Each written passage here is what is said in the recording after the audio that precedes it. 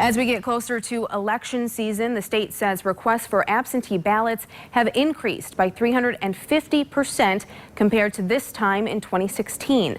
But President Trump continues to push back against mail-in voting, taking to Twitter again this morning, saying it's a formula for a rigged election and results could take months. Earlier today, I asked an election expert and political science professor at the University of Michigan about those claims. To my knowledge, there is no evidence in the academic literature to suggest that there's widespread, at least in previous elections, that there is widespread mail fraud ongoing.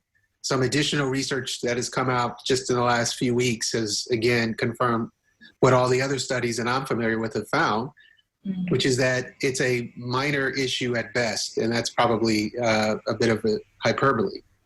Seeing messaging like that from the president or even other elected officials about the election, how do you think that may impact voter confidence for the election? There is some evidence to suggest that they simply believe that it is not in their partisan interest to have mail-in voting.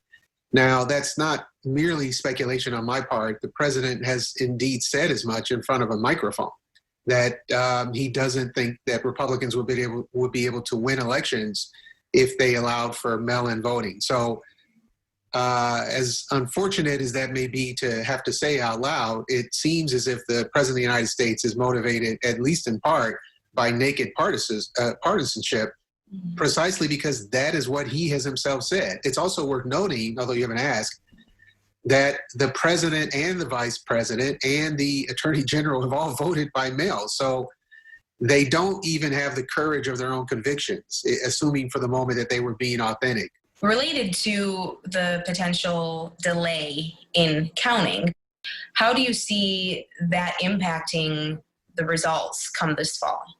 Yeah, that's a good question. Again, this is somewhat of an unprecedented circumstances we're encountering.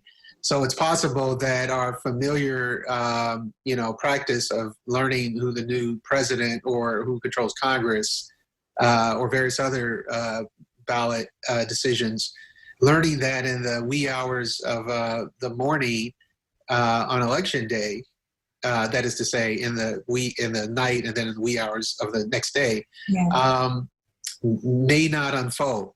That sounds to me, however, to be a small price to pay for people's safety and, of course, to safeguard the integrity of the election. So if it turns out we have to wait a day or two or more, I would like to think, at least, that Americans are mature enough to simply, be patient.